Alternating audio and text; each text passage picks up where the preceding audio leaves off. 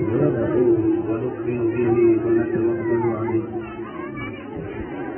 ونعوذ بالله من شرور أنفسنا ومن سيئات أعمالنا من يهده الله فلا مضل له ومن يضلل فلا هادي له ونشهد أن لا إله إلا الله وحده لا شريك له ونشهد أن سيدنا ونبينا ومولانا محمدا عبده ورسوله صلى الله تعالى على خير خلقه محمد وآله وأصحابه وأزواجه وذرياته وبارك وسلم. أعوذ بالله من الشيطان الرجيم. بسم الله الرحمن الرحيم.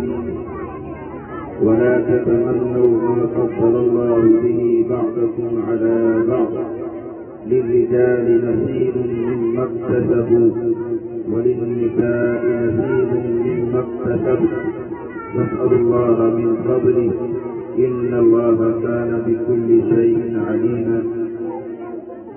وقال النبي صلى الله عليه وسلم إن النساء شقائق الرجال أو كما قال عليه الصلاة والسلام.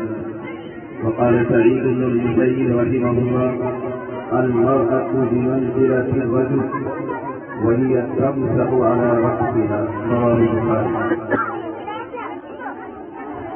میرے بزرگوں اور بھائیوں اور ہماری مائیں اور بہنیں، ہماری ماؤں سے درخواست ہے کہ ماحول کو سنجیدہ بنائیں، خاموش ہو جائے. اوپر سے آواز آ رہی ہے، آپ کی آواز بھی پڑتا ہے، بالکل خاموشی اختیار کریں.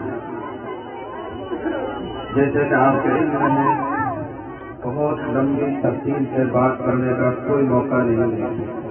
11 بج چکے ہیں اور میں نے 11 بجے تک کا ہی وقت کیا تھا، لیکن انشاءاللہ کوشش کروں گا کہ 10-15 منٹ میں اپنی بات کروں گا.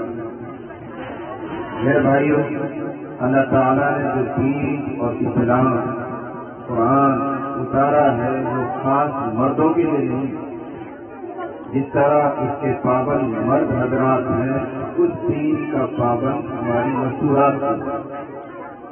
اس کو دوسرے لفظوں میں یوں کہو، اللہ تعالیٰ نے جو احکام اتارے ہیں، شریعت اتاری ہے، دین اتارا ہے، یہ دین مردوں اور عورتوں سب کے لیے سوائے چند مخصوص مسائل، چند بنیادی مخصوص مسائل ہیں عورتوں کے، کچھ مخصوص مسائل ہیں مردوں کے. ان کو چھوڑ کر سارا دین عام ہے، مردوں کے لیے بھی عورتوں کے لیے. طلب علم یہ بھی قرآن کا ایک حکم ہے، حدیث کا یہ حکم ہے، علم حاصل کیا جائے. یہ علم حاصل کرنا بھی انہی احکام میں سے ہے جو دونوں کے لیے یعنی مردوں اور عورتوں کے لیے ضروری ہے. پیغمبر صلی اللہ علیہ وسلم نے ارشاد فرمایا طلب العلم فریضۃ علی کل مسلم. ہر مسلمان پر چاہے وہ مرد ہو یا عورت علم حاصل کرنا فرض ہے. تو جس طرح مردوں کو پڑھانے کے لیے، لڑکوں کو پڑھانے کے لیے مکاتب کی، مدارس کی ضرورت ہے اور لوگ انتظام کرتے ہیں، اسی طرح ہماری بچیوں کو علم سے آراستہ کرنے کے لیے مدرسوں کی، مکاتب کی ضرورت ہے. یہ کوئی نیا کام نہیں ہے، بلکہ جو بہت پہلے سے ہونا چاہیے تھا اس کے ہونے میں تاخیر ہو رہی ہے. جس طرح لڑکوں کو پڑھایا جاتا ہے اسی طرح لڑکیوں کو تعلیم دینا بھی فرض ہے. اور نہ صرف فرض ہے، بہت کچھ فضائل اللہ کے رسول صلی اللہ علیہ وسلم نے سنایا. بڑی مسرت ہو رہی ہے، خوشی ہو رہی ہے آپ کے مکتب میں ایسا پروگرام دیکھ کر. تقریریں ہو رہی ہیں، نظر پڑھی جا رہی ہیں، بڑی جرأت کے ساتھ وہ بات رکھ رہی ہیں. اگر آپ ان کو یہ چیزیں نہیں سکھائیں گے تو یہ کچھ غلط باتیں سیکھیں گے. آدمی کی زبان کو بولنے کے لیے کچھ چاہیے، گنگنانے کے لیے کچھ چاہیے. اگر ان کو اسلامی تعلیم کے مطابق پڑھنے کو، گنگنانے کو دے دیا جائے گا تو طبیعت اس طرف چلے گی. جو ان کے سرپرستان ہیں، ان کے جو ماں باپ ہیں، یہ پڑھ رہی ہیں بچیاں اور اجر اور ثواب آپ کو مل رہا ہے. موقع کی مناسبت سے مجھے حدیث یاد آ رہی ہے. پیغمبر صلی اللہ علیہ وسلم نے ارشاد فرمایا من عال 3 بنات او مثلهن من الاخوات، جس نے 3 بیٹیوں کی پرورش کی یا 3 بہنوں کی پرورش کی. بیٹیاں ہیں تو 3 بیٹیاں یا بہنیں ہوں. فَأَدَّبَهُنَّ وَرَحِمَهُنَّ، ان کو اچھا ادب دیا، تہذیب دکھائی، معلومات ان کو دی، ان سے آراستہ کیا ان کو، اور ان پر وہ ماں باپ یا بہن بھائی جو ہیں ان پر مہربان رہے. حتیٰ یغنیہ اللہ، یہاں تک کہ اللہ تعالیٰ نے ان کو بے نیاز کر دیا، یعنی بیچاری شادی شدہ ہو گئی. ادخلہ اللہ الجنہ، تو جو آدمی 3 بیٹیوں کی یا 3 بہنوں کی تربیت کرے، اچھی تعلیم دے، یہاں تک کہ وہ شادی شدہ ہو جائے، اللہ کے نبی ارشاد فرما رہے ہیں اللہ اس کو ضرور جنت میں داخل کرے گا. جنت اللہ کی ہے، لیکن اللہ کی طرف سے یہ اعلان محمد رسول اللہ فرما رہے ہیں کہ 3 بیٹیاں یا 3 بہنیں جو ان کی تربیت کرے، تعلیم دے، اللہ اس کو ضرور جنت میں پہنچائے.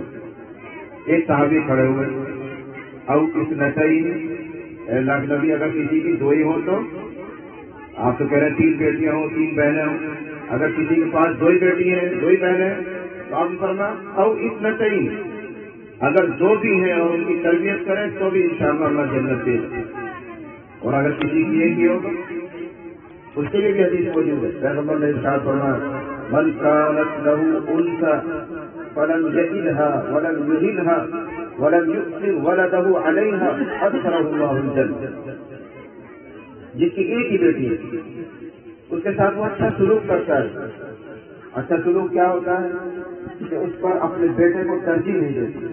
جو پیار بیٹے کے ساتھ وہی پیار، وہی ہمدردی، وہی شفقت بیٹی کے ساتھ. بیٹے کو پڑھایا لکھا ہے تو بیٹی کو بھی پڑھایا لکھا ہے، مساوات برابری کا سلوک کر رہا ہے، اللہ اس کو جنت میں داخل کرے گا. 1 بیٹی کے لیے بھی، 2 بیٹی کے لیے بھی، 3 بیٹی کے لیے بھی فضیلت. یہ ہماری بیٹیاں جن کو آپ دل سے آراستہ کر رہے ہیں کہ ہمارے لیے جہنم کے مقابلے میں آج حدیث شریف کی ساتھ چھوٹا سا. ایک عورت اپنی 2 بیٹیوں کو لے کر حضرت عائشہ رضی اللہ عنہا کے یہاں پہنچ گئی. کچھ سوال کیا انہوں نے، بھوکی کی بیچاری. حضرت عائشہ رضی اللہ عنہا نے گھر میں تلاش کیے تو 3 کھجوریں ملی، تو 3 کھجور اٹھا کر اس عورت کو دے دی. اور 3 ہی ہیں، ایک ماں ہے 2 بیٹیاں. تو ماں نے یہ کام کیا کہ ایک کھجور دونوں بیٹیوں کو دے دی، ایک اپنے پاس رکھ لی. وہ بیچاری بھوکی تھی، بیٹیوں نے جلدی جلدی سے اپنی کھجور کھاتے پھر ماں اور دے. تو ماں نے یہ کام کیا کہ اپنے والی حصے کی جو کھجور تھی اس کے 2 ٹکڑے کیے، ایک ٹکڑا اس کو دے دیا، ایک اس کو دے دیا. کچھ محروم رہ گئی، کچھ بھوکی رہ گئی. ہاں حضرت عائشہ رضی اللہ عنہا اس ہمدردی اور پیار کو دیکھ کر بڑی متاثر ہوئی کہ ماں کا جگر کیسا ہوتا ہے. خود نہیں کھایا، اپنے حصے کو بھی 2 بیٹیوں نے تقسیم کر دیا اور خود فاقے سے چلی گئی. حضرت صلی اللہ علیہ وسلم گھر میں تشریف لائے. حضرت عائشہ رضی اللہ عنہا نے یہ بات سن رہی تو آپ نے ارشاد فرمایا من ابتلی من هذه البنات بشیء، جس بندے کو ان بیٹیوں کے ذریعے آزمایا گیا، اللہ نے لڑکی دے دی، لڑکے نہیں دیے، یا لڑکا کم ہے، لڑکیاں زیادہ ہو گئی ہیں، پھر غربت ہے، فقر ہے، یہ سب آزمائش. جس بندے کو اللہ تعالیٰ نے بیٹیوں کے ذریعے کچھ بھی آزمایا، کن لہو سترا من النار، کہ یہ بیٹیاں اس کے لیے جہنم سے آڑ ہیں، اس کو دوزخ میں نہیں ڈالے گا. اس کو ایک واقعے سے سمجھو. ایک صاحب تھے، ان کے یہاں ایک کے بعد دوسری تیسری بیٹی ہوتی چلی گئی. ہوتا ہے بہت سے لوگوں کے یہاں لڑکے نہیں ہوتے، لڑکیاں لڑکے ہوتی چلی جاتی. 6 لڑکیاں ان کی پیدا ہو گئی. 7ویں مرتبہ جب خبر رہا ان کی بیوی امید سے ہوئی تو بہت دعائیں کی، اللہ 7ویں مرتبہ لڑکا دے دو. 6 بیٹیاں ہو گئی، ایک تو دے دے، اب سے تو لڑکا ہی دے دو. خوب دعائیں کی، ملا جیوں سے دعا کروائی. ایک دن اس نے خواب دیکھا میدان محشر قائم ہے، دربار لگا ہوا ہے، حساب کتاب چل رہا ہے. یہ شخص بھی پیش ہوا، حساب کتاب میں ناکام ہو گئے. فرشتوں کو حکم دیا گیا اس کو جانے میں لے جاؤ. سپنا دیکھ رہا، خواب دیکھ رہا. اب 2 فرشتوں نے کو پکڑا، ایک ادھر سے ایک ادھر سے گھسیٹ کر اس کو جہنم کی طرف لے جانا. جہنم کے پہلے نمبر کے گیٹ پر پہنچا تو وہاں پہلے نمبر کی بیٹی کھڑی ہوئی، نہیں میرا بابا ہے، میں نہیں جانے دوں، یا نہیں گزرنے دوں، اس گیٹ سے یہ نہیں جا سکتا، تجھے کو کہاں سے لے جاؤ۔ فرشتے نے اس کو پکڑا اور دوسرے گیٹ پہ لے گئے، دوسرے نمبر کی بیٹی کھڑی ہوئی، میں نہیں جانے دوں گی، وہ آڑ بن گئی، رکاوٹ بن گئی، یہاں سے تو جا نہیں سکتا میرا باپ، اب تم جاؤ تمہارا کام جانا۔ وہ کھینچ کے تیسرے دروازے لے گئے، ایسے کھینچ کے دکھاتے 6 دروازوں سامنے سے اس کو گزارا، اور ہر دروازے پر اس کی ایک بیٹی کھڑی ہوئی۔ اس گھبراہٹ میں، پریشانی میں پسینہ پسینہ ہو کر آنکھ کھل گئی تو کھڑے ہوتے کہہ رہا اللہ 7ویں بھی لڑکی دے گی، اللہ 7ویں بھی لڑکی دے گی۔ اس واقعے کا آپ سمجھ سکتے ہیں کہ کل نسل رنگ کا کیا مطلب ہے۔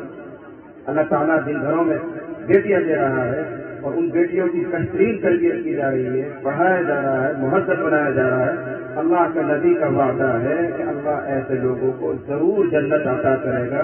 یہ بیٹیاں ہمارے لیے ہماری جان کی حفاظت بننے والی، جہنم سے آڑ بننے والی ہے، اس لیے ان کو بوجھ نہیں سمجھنا چاہیے۔ ان کی تعلیم پر جو کچھ آپ خرچ کر سکتے ہیں کیجیے، آپ کا تو صرف اتنا سا کام ہے کہ بچیوں کو مقصد پہنچا دیجیے، باقی سارا کام تو بیچارے پڑھنے پڑھانے والے کر رہے ہیں، تربیت بھی کریں گے، پڑھائیں گے بھی، سکھائیں گے بھی۔ آپ کا تو صرف اتنا کام ہے کہ بچوں کو مکتب کے حوالے کریں اور مکتب پڑھانے والوں کا حوصلہ بلند کریں، ان کی واہ واہ کریں، ان کی ضروریات کا خیال کریں۔ یہ سارا وقت 24 گھنٹے کا ٹائم آپ کے بچوں کے پیچھے لگا رہے ہیں، تو اگر ان کی ضروریات کا خیال آپ نہیں کریں گے تو کون کریں گے؟ پیٹ ان کا بھی ہے، ضروریات ان کی بھی ہے، تقاضے ان کے بھی ہیں، لیکن یہ سارے تقاضوں کو آپ کے بچوں کے پیچھے قربان کرتے ہیں، ان چیزوں کا خیال آپ قربان کریں۔ میں نے قرآن کریم کی آیت پڑھی، وَلَا تَتَمَنَّوْا مَا فَضَّلَ اللَّهُ بِهِ بَعْضَكُمْ عَلَىٰ بَعْضٍ۔ جیسے میں نے عرض کیا تھا، یہ دین سب کے لیے، مردوں کے لیے، عورتوں کے لیے، لیکن کچھ مخصوص باتیں ہیں مردوں کے لیے، کچھ مخصوص باتیں ہیں عورتوں کے لیے، اس کے تعلق سے اللہ فرما رہے ہیں ان باتوں میں تم ایک دوسرے کی حفظ مت کرو۔ مرد ان باتوں کی تمنا نہ کریں جو عورتوں کے لیے آئے، اور عورتیں ان باتوں کی حفظ نہ کریں جو عورت مردوں کے لیے۔ اس مثال مثلا جہاد کرنا مردوں کے لیے ہے، عورتوں کے لیے نہیں۔ جمعے کی نماز میں جانا، عیدین کی نماز میں جانا مردوں کے لیے حکم ہے، عورتوں کے لیے نہیں۔ اب اگر عورتیں یہ تمنا کرنے لگ جائیں کاش ہم بھی جہاد کرتے، کاش ہم بھی جمعہ پڑھنے جاتے، کاش ہم بھی عید کی نماز میں عیدگاہ پہنچتے، کچھ بھی اللہ نے فرمایا وَلَا تَتَمَنَّوْا مَا فَضَّلَ اللَّهُ بِهِ بَعْضَكُمْ عَلَىٰ بَعْضٍ۔ اس طرح کی ایک دوسرے کی باتوں میں تمنا نہ کیا کرو۔ اللہ حکیم ہے، خبیر ہے، بصیر ہے، وہ جانتا ہے کہ کس کے لیے کیا حکم دینا چاہیے اور کیا حکم نہیں دینا چاہیے۔ ہاں اللہ کا فضل مانگو، وَاسْأَلُوا اللَّهَ مِن فَضْلِهِ، اللہ کے یہاں کام چلے گا فضل ہے، نہ عید کی نماز سے نہ جمعے کی نماز سے، اللہ کی مہربانی۔ وَاسْأَلُوا اللَّهَ مِن فَضْلِهِ، اس لیے عورتوں کا دل بڑھایا جائے، اس کی تمنا نہ کریں، اللہ سے اللہ کا فضل تلاش کریں، اللہ سے اللہ کی مہربانی مانگا کریں، اسے تمہیں ترقی ملے گی۔ حضرت سعید بن مسیب کا میں نے قول سنایا، مسئلہ یہ پیش آیا تھا کہ عورتیں مسح کرنے کے لیے اپنا دوپٹہ سر سے ہٹا سکتی ہیں کہ نہیں، یہ مسئلہ چل رہا ہے۔ اس لیے کہ اگر وہ سر پہ ہاتھ پھیریں گی تو لوگڑا ہٹانا پڑے گا اور سر کے بال نظر آئیں گے، یہ تو بے پردگی ہے، لہٰذا اوپر سے مسح کر لیں تو گنجائش ہونی چاہیے، یہ بحث چلتی تھی لوگوں میں۔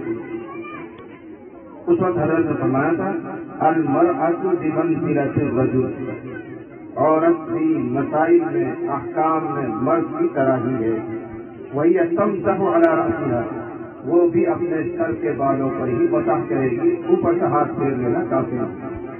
اسے معلوم ہوا کہ دین کے جملہ احکام مردوں کے لیے بھی ہیں، عورتوں کے لیے بھی ہیں، ان میں کوئی تقسیم نہیں ہے۔ ہاں مخصوص کچھ مسائل ہیں جن میں سے ایک دوسرے کی مشابہت کی جائے گی، مشابہت کی جائے گی، کچھ مخصوص باتیں ہیں۔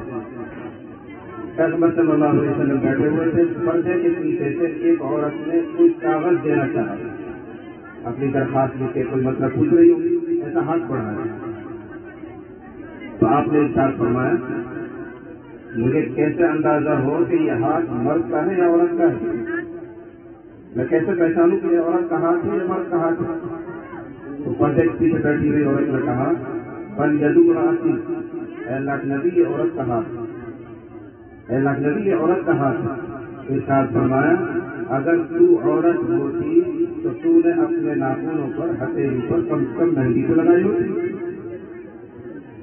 یعنی فرق ہونا چاہیے، کچھ امتیاز ہونا چاہیے. یہ وہ جن میں مشابہت جائز نہیں. عورت مہندی لگائے، ہاتھ کو رنگے، تاکہ ایسے موقع پر فرق ہو سکے کہ یہ مرد کا ہاتھ ہے یا عورت کا ہاتھ. یہ کچھ ایسے کچھ مخصوص مسائل ہیں جو عورتوں سے تعلق رکھتے ہیں، کچھ ایسے مخصوص مسائل مردوں کے ہیں کہ ایک دوسرے کے ساتھ مشابہ نہیں ہو سکتے. باقی پورا دین سب کے لیے عام ہے. یہ تو مقصد کے تعلق سے میں نے عرض کیا. ایک دوسری گزارش یہ ہے کہ ہم اپنے ماحول میں ان عورتوں کو آگے بڑھانے کی کوشش کریں. بہت پیچھے رکھا گیا، بہت دبایا گیا، لیکن آپ دیکھ رہے ہیں مفتی سلیم صاحب نے بھی اشارہ کیا تھا شاہین باغ میں اور کہاں ہماری عورتیں آگے بڑھ رہی ہیں. اگر ان مکتبوں کی محنت مضبوط رہے گی تو انشاءاللہ یہ کسی بھی میدان میں پیچھے ان کو بولنے کا طریقہ آئے گا، بات کرنے کی اندر یعنی جان پیدا ہوگی، حوصلہ پیدا ہوگا. اگر ہم ان کو ظاہر رکھیں گے، ان سے کوڑا رکھیں گے تو ان کے اندر کوئی حوصلہ پڑا نہیں ہے. میں آپ سب کو مبارکبادی دیتا ہوں کہ آپ کے اس گاؤں میں ماشاءاللہ ایسا جاندار، ایسا کامیاب مقصد کر رہا ہے. اللہ اس کو نظر بد سے بچائے. میں گزارش کروں گا کہ کوئی وسیع، کوئی لمبا چوڑا کوئی نظام کیجیے. آپ سب کے لیے کیا مشکل ہے؟ ایک مولوی صاحب، ایک مولانا صاحب کی طرح اتنے کر سکتا ہے. یہ تو آپ کی ذمہ داری ہے کہ کوئی وسیع جگہ ہونی چاہیے، مختلف کلاسیں بنی ہوئی ہوں اور اس میں ایک لمبا چوڑا ہال ہو جس میں تعلیم اور تربیت اچھی طرح دی جائے. اسی طرح گھٹن والی جگہ میں کیا ہو سکتا ہے؟ یہ آپ لوگوں کی ذمہ داری. مولانا کا کام تو پڑھانا، وہ تو بچے کو پڑھائے گا، سکھائے گا، لیکن آپ گاؤں کے لوگ، محلے کے لوگ ان کی سہولت کے لیے، آسانی کے لیے فکر کریں. اس مختصر وقت میں انہی گزارشات پر اتفاق کرتا ہوں. اللہ تعالیٰ مجھے اور آپ کو سننے سے زیادہ عمل کی توفیق عطا فرمائے. ہم سب کے حاضری کو قبول فرمائے. وقت بہت زیادہ ہو رہا ہے.